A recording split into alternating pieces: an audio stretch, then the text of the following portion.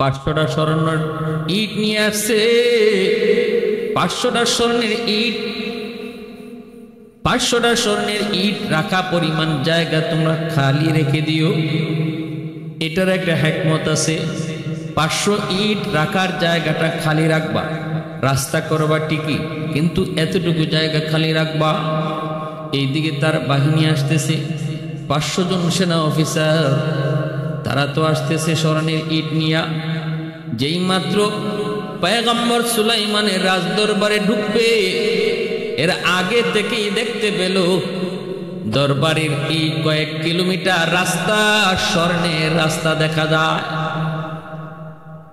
অবস্থা বুঝে তারা আশ্চর্য হয়ে গেল, অবাক। হয়তো অবাক তো হওয়ারই কথা, আমরা নিয়ে আসলাম 500টা ইট, কিন্তু এই রাস্তার ভিতরে যা বুঝতেছি কয়েক কোটি কোটি ইট দিয়ে এই স্বর্ণের রাস্তা বানানো হয়েছে। যে আবার এই স্বর্ণের রাস্তার দুনো পাশে গরু ছাগল বেঁধে রাখা হয়েছে, ওরা প্রস্রাব পায়খানা করে। এতে করে বোঝা গেল এই স্বর্ণের কোনো মূল্যই ওনার কাছে নাই। একটু আগায় আবার এক কদম পিছায়, একটু আগায় তো আবার পিছায়, একজন আরেকজনের দিকে তাকায়। কি লিয়ে যাইতেছে ঘুষ, আর দেখতেছি কি গেলে আমাদের ইজ্জত থাকবে নি, গেলেনি আবার মাইর খাই, গেলেনি আবার ধরা খাই। এই ভয় ভীতিটাও তাদের অন্তরে কাজ করে।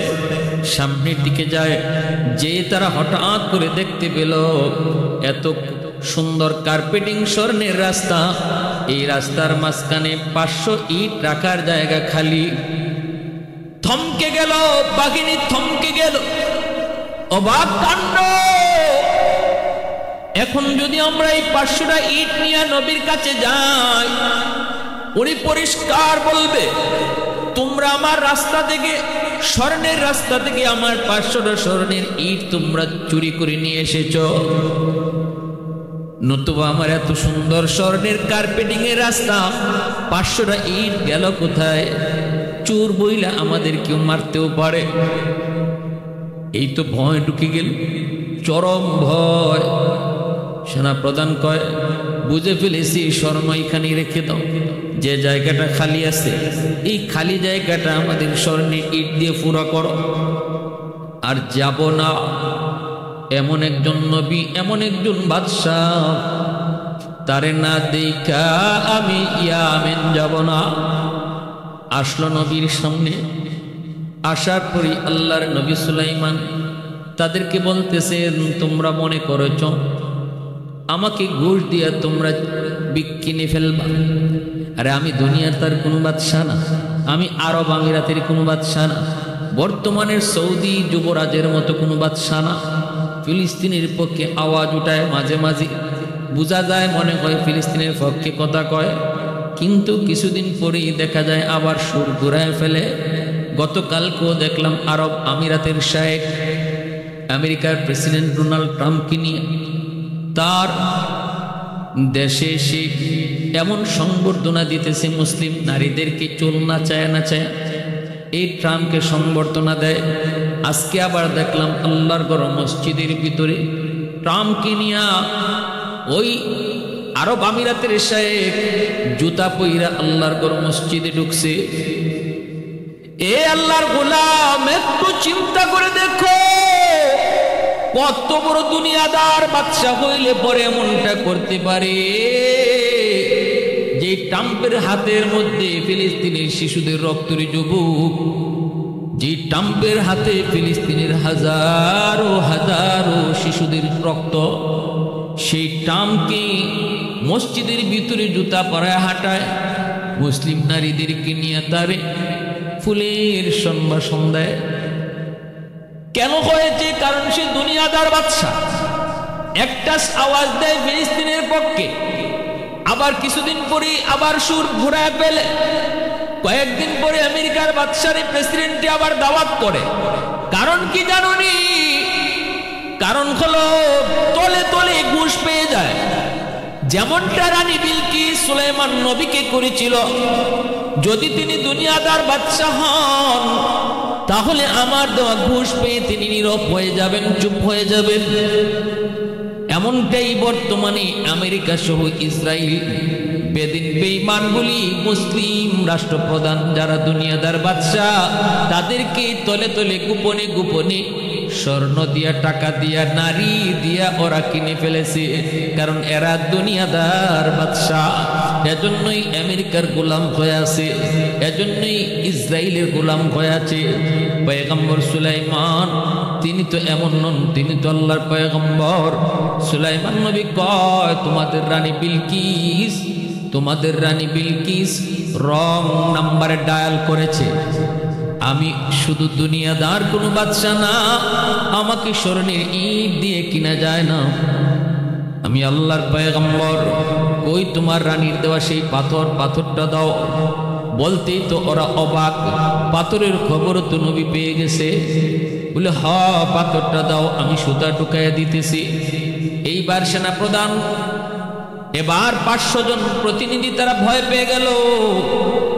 আমাদের রাজদরবারে বসে আমরা সুলাইমান নবীর বিরুদ্ধে কত কথাই না বলেছি। কেউ বলেছে এন করব তেন করব, কেউ বলেছে সুলাইমানকে গাছে ঝুলাই দিব। মনে তো হয় সব কথাই ওনার কানে এসেছে, নতুবা আমরা যে পাথর নিয়ে এসেছি এই পাথরের খবর তো বিলকিস রানী আর আমরা ছাড়া কেউ জানার কথা না। তাহলে বোঝা গেল সব খবর এসেছে। ভয়ে কাঁপতে শুরু হলো। সুলাইমান আলাইহিস সালাম পাথরটাকে তিনি হাতে নিলেন, চিকন সরু একটা রাস্তা পাথরের ভিতর দিয়া, আবার সেই রাস্তাটা এরকম ভাবে অনেক ঘোরানো পেঁচানো। কেমন করে তিনি সুতা ঢোকাবেন? সুলাইমান নবী একটা পিপিলিকারে ডাক দিলেন।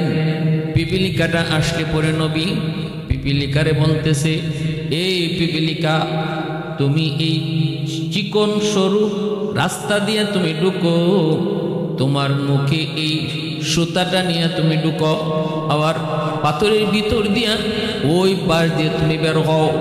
নবীর আদেশ পাওয়া মাত্রই তাদের সবার সামনে পিপিলিকা সুতা মুখে নিয়ে এই চিকন সরু রাস্তা দিয়ে ঢুকলো, ওই রাস্তা দিয়ে বের হয়ে আসলো। নবী সুতা ঢুকায়া ওদের হাতে দিয়া বলেন, নাও তোমাদের রানী বিলকিস যে সুতা ঢুকাইতে বলছিল সুতা ঢুকাইয়া দিলাম, মন চাইলে বইল যেন এই পাথরটা গলার হার বানা। হায় হায় হায় হায়, কোন রকম জানে বাচ্চা আইসতো রানী বিলকিসের কাছে আইসা ওরা হতাশ। বিলকিস রানী কই কি হইছে? কি হইছে আর কইেন না, কি হইছে কইেন না, কোন আল্লাহ যে আমরা বাঁচায় আনছে। কই কি? কই যত কথা আমরা এখানে কইছি সুলাইমান নবীর বিরুদ্ধে সব কথা কে বা কারা কইছে আল্লাহ জানে। পাথর যে আপনি দিছিলেন এই পাথরের খবর আমাদের আগে নবী রেখে জানাই দিছে। স্বর্ণের ইট যে দিছিলেন এই স্বর্ণের ইট, এই 500 ইট লইয়া যাইতাম, আপনি অত ফকিন্নি আর আমরাও এমন ফকিন্নি, যা দেখি এমন কোটি কোটি স্বর্ণের ইট দিয়া সুলাইমান নবী রাস্তা বানায় রাখছে। এখন আমি 500 ইট তারে ঘুষ দিতাম কোন মুখে কোন শরমে? শরম আছে না নি? আরো দেখি কি 500 ইট রাখার জায়গা খালি, এখন তো আরো লাগছে বয়। এই ইটগুলো লইয়া যদি যাই আর নবী যদি কয় আমার রাস্তা থেকে চুরি করে তোমরা 500 ইট লইয়া আইছো, তাহলে দুইটা 100% সেগুলোই বিশ্বাস করব। এত সুন্দর স্বর্ণের রাস্তা, এই জায়গার মধ্যে 500 ইট এই রাখার জায়গা খালি থাকতো কেন? অতএব আমরা চুরি করছি এটা প্রমাণিতই দিব। ডরের ছুটে, ডরে আর ভয়ে আপনার দেওয়া 500 ইট আমরা উনার রাস্তার ওই গ্যাপ জায়গাটা পূরণ করে দিয়েছি। কামের কাম করছো তো এরপরে আর কোনো কথা নেই। যা ওইবার যা উইছে, যা দেখবার আমরা দেখছি। আর নেন আপনার হাত্তর, নেন আপনার সুতা। সুলাইমান নবীর এই কথাগুলা বিলকিস রানী শোনার পরে কয়, এখনো কি তোমরা যুদ্ধ করার খায়েশ আছে তার সাথে? কয় জি না, আমরা আর খায়েশ নাই। কয় তাইলে তাড়াতাড়ি করে প্রস্তুতি নাও, সবাই রেডি হও, আমরা নবীর কাছে গিয়া আমরা সরাসরি ওনারে দেখব, তারপরে বুঝে পড়লে কালেমা পরে মুসলমান হয়ে যাব, সরাসরি তার সাথে সাক্ষাৎ করব। বিলকিস রানী নিজে রওনা দিয়ে দিছে। এই বাহিনী নিয়ে যখন আবার আসতেছে তখন হুদহুদ পাখি আইসা আবার নবীর নিউজ দেয়, কারণ হুদহুদ তো নবীর সিআইডি, হুদহুদ নবীর সিআইডি। আই এখন নবী গো, এখন কিন্তু রানী নিজে আইতেছে, আগে পাঠাইছিল প্রতিনিধি, এখন আসতেছে নিজে। আল্লাহর পয়গম্বর সুলাইমান এই খবর পাওয়া মাত্রই তিনি সাথে সাথে সিংহাসনে বসলেন, আর জিন্নাতদেরকে ডাকলেন, দেব দানবদেরকে তিনি ডাকলেন। তারপরে বলতেছেন, রানী বিলকিস বের হইছেনি? হুদহুদ কয় হ বের হয়ে গেছে। নবী কয় সিংহাসন কই রাখছে? কয় 7টা গেটের ভিতরে খাস কামরায় তালা মাইরা মাইরা তার সিংহাসন রাইখা আইছে। এবার আল্লাহর পয়গম্বর সুলাইমান তিনি দেব দানবকে বলতেছেন, কে পারবাস রানী বিলকিস আমার কাছে আসার আগে আগে তার সিংহাসন নিয়ে আসবা? সে কিন্তু এখন মাঝ রাস্তায় আছে, আমার কাছে আসার আগে আগে সিংহাসনকে আনতে পারবা? আল্লাহ পাক পবিত্র কোরআনে সূরাতুন নমলের মধ্যে বলছেন, একটা জিন দানব 2500 হায়াত পাইছে। ওই সময় এই ইফরিত নামক জিনের বয়স ছিল 2500 বছর। এই ইফরিত নামক শক্তিশালী ওই জিন তারা বলতেছে, নবী গো আপনি আমাকে অনুমতি দেন, রানী বিলকিস আপনার কাছে পৌঁছার আগে আগে আমি সিংহাসন পৌঁছায় দিব। আল্লাহর পয়গম্বর সুলাইমান ডাক দিয়া বলেন, না না, আমি এর চেয়ে আরো তাড়াতাড়ি চাই। আসুন এমন কেউ রানী বিলকিস আমার কাছে আসার আগে আগে, না, এর চেয়ে আরো তাড়াতাড়ি করে কে সিংহাসন আনতে পারবা?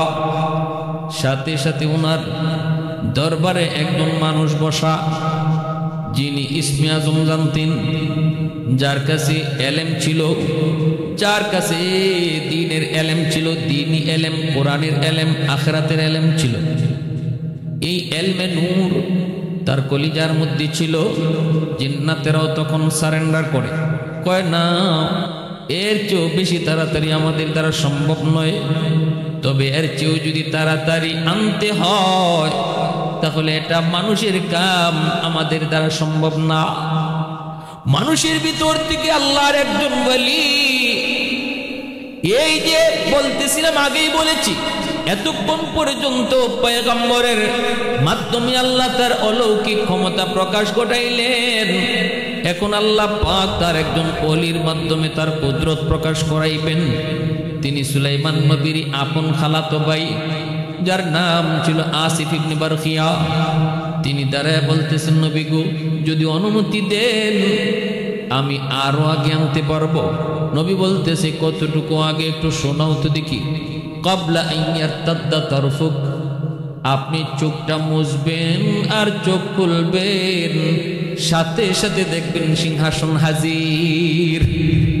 সুবহানাল্লাহ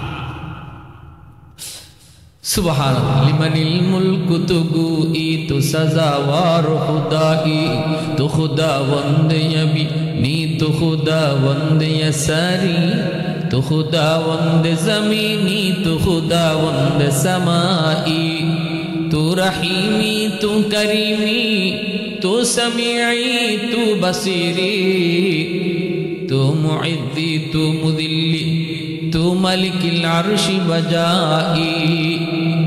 বরি আজ খুরদন ও খুফতন, বরি আজ তুহমতে মরদন, বরি আজ বীম উমিদি, বরি আজ রঞ্জ বালাই। আল্লাহর শক্তি আর কুদরত যখন নবীর মাধ্যমে প্রকাশ ঘটায় এর নাম হয় মুজিজা। আর ওলি আল্লাহর মাধ্যমে যখন আল্লাহ তার কুদরত প্রকাশ ঘটায় তখন এর নাম হয় কারামত। ওই আসিফ ইবনে বারখিয়া তিনি একজন মানুষ যার দিলের ভিতরে ইলমে নূর ছিল, আল্লাহর এলেম ছিল। উনি কইতেছে, আমি আপনি চোখ খুলবেন আর চোখ মুছবেন, এর ভিতরে আমি আপনার সামনে সিংহাসন হাজির করব। তাহলে বোঝা গেল দেব দানবের চেয়েও মানুষের শক্তি বেশি, জিনের চেয়েও মানুষের শক্তি বেশি। কোন মানুষ যার সিনার মধ্যে কোরআনের নূর থাকবে, যার সিনার মধ্যে এলেমের নূর থাকবে, যার সিনার মধ্যে আখিরাতের জ্ঞান থাকবে, তারে দেব দানবেও ডরায়, তারে পশু পাখিও ডরায়, তারে তামাম মাখলুক ডরায়। কারণ তারাও মানে, তারাও একথা স্বীকার করে এলমে নূরের ক্ষমতা, এটাই ইসমে আজম, এটাই ইসমে আজম। ইমাম আবু হানিফা রহমতুল্লাহ আলাইহি ওনার জমানার ঘটনা, বাচ্চারা খেলাধুলা করতেছে, একটা বল উনি যেখানে নসিহত করতেছেন এখানে একটা বল ওনার সামনে এসে পড়ছে। সব বাচ্চারা ভয়ে যার যার মতো করে দৌড়ে চলে গেছে। হায় হায়, হুজুরের মজলিসের উপরে গিয়ে বলটা পড়ছে। এই বলটা কেউ আর আনার সাহস করে না। বাচ্চাগুলারে ইনি ডাক দিলেন, আসো এইদিকে আসো। বাচ্চারা আসছে, কাছে আসছে, কিন্তু ওনার দ্বারে যায় না। দ্বারে আইসা সবাই ভয়ে কাঁপতেছে, দাঁড়ায় রয়েছে। ইমাম আবু হানিফা রহমতুল্লাহ আলাইহি বলতেছেন, নাও বলটা নিয়ে যাও। একজনও আয় না। তোমার নাম কি? আমার নাম আব্দুল কাদির। নাও বলটা নিয়ে যাও। না হুজুর আমার ভয় করে। তোমার নাম কি? আব্দুর রহিম। বলটা নাও। না হুজুর আমার ভয় করে। এভাবে কেউ বলটাই নিতে চায় না। এরপরে একজন, একটা বাচ্চা পাশে দাঁড়ানো, তারে বলতেছেন নাও তুমি বলটা নাও। হে দৌড় দিয়ে আইছে, আইয়ে বলটা হাতে নিছে, হাতে নিয়ে বলটা নিয়ে চলে যাচ্ছে। ইমাম আবু হানিফা একটু দাঁড়াও। সবাই ওরা ভয় পাইল। তুমি যে ভয় পাইলা না? আমি আপনাকে কেন ভয় পাইব? আপনি কে? আপনার ভয় পাওয়ার কি আছে? আপনার ভয় পাইব কেন? এমন তুচ্ছ তাচ্ছিল্য করে বিয়াদবের মতো কথা বলছে। ইমাম আবু হানিফা রাহমাতুল্লাহি আলাইহি বলতেছেন, বাবা একটু কাছে আয়। কাছে আইতেই তার জামাটা উঠাইয়া বুকের দিকে একটু তাকাইছেন, তাকাইয়া বলছেন, যাও এবার চলে যাও, আমি যা বুঝার বুঝছি, যাও তুমি যাও। এবার তার মজলিসে যে সমস্ত ছাত্ররা সাকবিদান ছিল তারা বলতেছে, হজরত আপনি ওর বুকের পাশে কি দেখলেন আর এখন বলতেছেন চলে যাও? আমি যা দেওয়ার দেখার দেখছি, এটা তোমাদেরকে বলে লাভ নাই। না হুজুর কি দেখছেন একটু কন না। হুজুর বলতে চান না, কিন্তু ওনার ছাত্ররা বারবার পিরাপিরি করায় উনি বলতেছে, আমি আমার এলেমের নূর দিয়ে তাকায় দেখছি যে সে জারস সন্তান, তার বাপের ঠিক নেই, তার বাপ নেই, এজন্যই সে বিয়াদবি করছে। আল্লাহর নবী এবং নবীর ওয়ারিস উলামায়ে কেরামের সাথে যারা বিয়াদবি করে, সত্যিকার অর্থে তালাশ করে দেখা যাবে তার জন্মে সমস্যা আছে। ইমাম আবু হানিফা রাহমাতুল্লাহি আলাইহি বলছেন তার জন্মে সমস্যা। তারা তো অবাক হয়ে গেছে, হুজুর এই বাচ্চাটার জন্মে সমস্যা কেমনে বুঝলেন? আমি তো বুঝছি, তোমরা যদি তোমাদের বিশ্বাস না হয় তাহলে তদন্ত করে দেখো। সাথে সাথেই বাচ্চারে নিয়ে কয়েকজন চলে গেল। কোথায় তোমার বাড়ি? চলো তো যাই। গেছে গিয়া দেখে উঠানে একজন মুরব্বী মানুষ গিয়া বলতেছে, ভাই আপনি কি এই কি কয় এই রফিকের বাবা? তখন ওই মুরব্বী কয়, না না আমি এর বাবা হইব কেন? কোথায় ওর বাবা কোথায়? রফিক কইতেছে, তখন ওই মুরব্বী মানুষটা কয়, এই বাচ্চা, আরে রফিকের এই বাচ্চার বাবা? বলে হ, বাচ্চার বাবা খুঁজতে। না এর তো বাবা নাই, এর বাবা নাই, এ বাপসারাই জন্ম নিছে, এ জারজ অবৈধ। কেমনে? ওর মা আমাদের বাসায় কাজকর্ম করতো। বিয়া শাদী হইল না, কিছু হইল না। কিছুদিন পরে দেখি আমরা তার পেটে বাচ্চা আইছে। আজও পর্যন্ত তার মা বলে নাই এই বাচ্চা কার। অতএব আমরা এলাকার সবাই জানে এই বাচ্চার বাপ নাই, সে জারজ অবৈধ। ইমাম আবু হানিফা রাহমাতুল্লাহি আলাইহি এবার তার নজর বুঝেন কোথায় গেছে। বাস্তবে তারা খুঁজে পাইলেন যে তার জন্মে সমস্যা। এটাই হলো এলেমের পাওয়ার, এটাই হলো এলেমের পাওয়ার, এটাই এলেমের পাওয়ার। আল্লাহু আকবার। ওই আসিফ ইবনে বরখিয়া সুলাইমান আলাইহিস সালামের আপন খালাতো ভাই, তিনি রাজদরবারে বসা, বলতেছে, নবী গো আপনি অনুমতি যদি দেন তাহলে আমি আরো তাড়াতাড়ি চোখ মুছবেন আর খুলবেন, এর ভিতরে সিংহাসন নিয়ে আসবেন। আল্লাহর পয়গম্বর সুলাইমান বলেন, ঠিক আছে তুমি তাই করো। রানী বিলকিস এদিকে তো আসতেছে, আর আসিফ ইবনে বরখিয়া কয় আপনি চোখ মুছেন। ইনি চোখ মুছছে, এরপরে কয় খোলেন। খোলার পরেই নবী দেখেন তার সামনে রানী বিলকিসের সিংহাসন হাজির। আল্লাহর পয়গম্বর সুলাইমান তার সিংহাসনের পাশেই রানী বিলকিসের সিংহাসনটা রেখে দিলেন।